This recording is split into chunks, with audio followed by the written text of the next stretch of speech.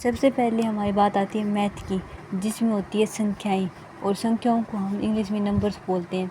और ये 1 2 3 4 5 6 ऐसे करते करते अनंत तक जाती है। अगर कोई पूछे संख्या कितनी होती है, तो संख्याएं हमेशा अनंत होती है, अनंत। और इन्हें हम 2 भागों में बांटते हैं, जैसे एक तो सम संख्याएं और एक विषम संख्याएं। सम संख्याएं वे संख्याएं जो 2 से पूरा पूरा भाग जाती है, और विषम संख्याएं जो 2 से पूरा पूरा भाग नहीं जाती। और अब बात आती है जो 2 से पूरा पूरा भाग नहीं जाती, और ये 2 से पूरा पूरा भाग जाती है। इसके बाद बात आती है हमारे आरोही क्रम और अवरोही क्रम की। आरोही क्रम वो होते हैं जैसे कोई भी चीज़ कम से और ज़्यादा की हो जाती है, जैसे 1 2 3 4 5, ये इसका आरोही क्रम है, क्योंकि संख्या कम से ज़्यादा की हो जा रही है। अवरोही क्रम, अवरोही, यहाँ पर संख्याएं ज़्यादा से कम की ओर आती है, जैसे 4 3 2 1, ऐसे ज़्यादा से आती है। और इसके बाद हम इसमें और बात करते हैं, तो आगे हम इसमें कह सकते हैं कि शून्य और 1 को न ही हम सम संख्या और न ही अभाज्य संख्या में काउंट करते हैं। इन्हें हम ना ही सम कहते हैं न ही अभाज्य।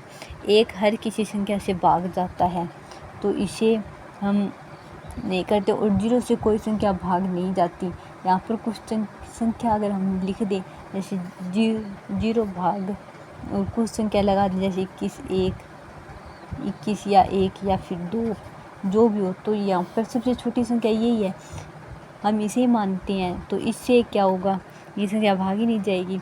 और इसके बाद हम कह सकते हैं कि यदि कोई संख्या 0 है, तो 0 से इधर अगर हम जाते हैं और ये कि इधर जाते हैं, तो क्या होता है, अगर हम इधर की ओर जाते हैं तो इधर प्लस की ओर होगा, और अगर हम इधर की ओर जाएंगे तो ये माइनस का होगा। जैसे कि अगर कोई संख्या 0 है और इधर जाएंगे तो 1 2 3 4 5 ऐसे बढ़ता जाएगा। लेकिन अगर हम इधर जाएंगे तो -1 -2 -3 ऐसे होगा। यहाँ पर -1 ज़्यादा बड़ा है, लेकिन -2 छोटा है, तो यहाँ पर 1 छोटा है और 2 बड़ा है। जैसे कि अगर हम कोई संख्या है, उसमें अगर हमें कुछ करना है, 0 से अगर हम किसी संख्या को भाग देंगे, तो 1 को भाग नहीं जा सकता, हमें पता है। अगर 1 को हम किसी संख्या से भाग देते हैं, 1 से 1 खुद चला जाएगा। 1 से अगर हम 2 को भाग देते तो 2 भी चला, तो ये तो हर किसी में भाग जाता है। इसकी एक ही संख्या होती है अभाज्य संख्या और भाज्य संख्या। जो संख्या भाग जाती है वो भाज्य संख्या होती है, अभाज्य संख्या जो भाग नहीं जाती, जैसे हर किसी से भाग जाती है नहीं जाती, और ये हर किसी से भाग जाती है, ये नहीं जाती।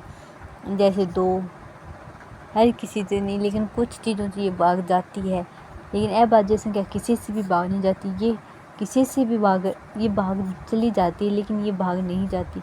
अभाज्य संख्या 2 अभाज्य संख्या है, और सबसे छोटी अभाज्य संख्या छोटी।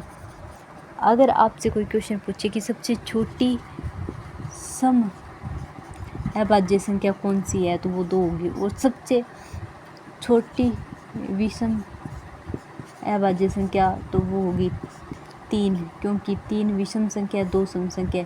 और अगर दो ही एकमात्र ऐसी संख्या है जो सबसे छोटी और विषम संख्या है, सबसे छोटी और अभाज्य संख्या है, अभाज्य सबसे छोटी सम और अभाज्य संख्या, सबसे छोटी विषम अभाज्य संख्या वो 3 होती है। इसके बाद हमारी आगे बात आती है अभाज्य संख्या क्यों है ये, क्योंकि ये संख्या किसी से भाग नहीं जाती।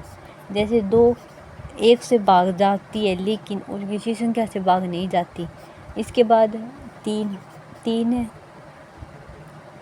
1 से भाग तो जाती है, लेकिन और किसी संख्या से भाग नहीं जाती। 4 यह 2 से भाग चला जाता है। 5 तो अभाज्य संख्या है, जो 4 भाग जाता है तो इधर लिख लेते हैं, और 5 भाग नहीं जाता यहाँ पर लिख देते हैं। ये 1 से भाग जाते हैं, बाकी किसी से नहीं जाते। 4 2 से भाग जाते हैं, 6 2 से भाग चला जाता है, 3 से भी चला जाता है। मतलब कम से कम एक संख्या तो इनकी होती है जो भाग जाती है, वही है भाज्य संख्या, वो भाज्य संख्या ही होती है। और ये 1 से भी भाग नहीं जाती, ये केवल 1 के अलावा किसी भी संख्या से भाग नहीं जाती। ये 2 से तो जाते हैं, 3 से भी जाते हैं, इनके पास खुद की एक संख्या होती है। बाकी ये 1 से हर कोई सभी 1 से जाएंगे। 2 अंकों की सबसे छोटी अभाज्य संख्या, अभाज्य 2 अंकों की सबसे छोटी 97, क्योंकि 99 भाग जाती है, ये 3 से भी जाती है, 9 से भी जाती है, तो ये भाग चली जाएगी, 11 से भी चली जाती है। तो वैसे हम इसे देख सकते हैं ये किस किस चीज़ से भाग चली जाएगी।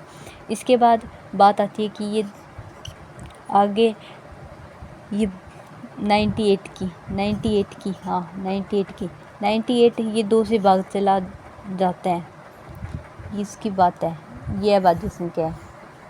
इसके बाद 98 2 से भाग चला जाता है, 4 से चला जाता है, और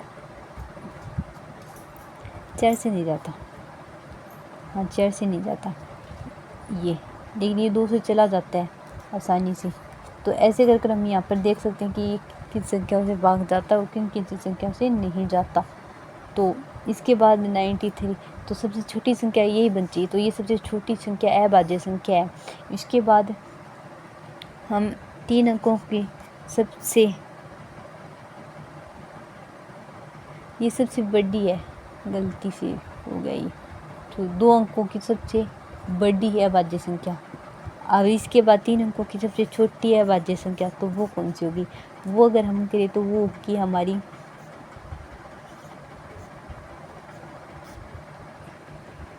तो बस अभी के लिए इतना ही। लाइक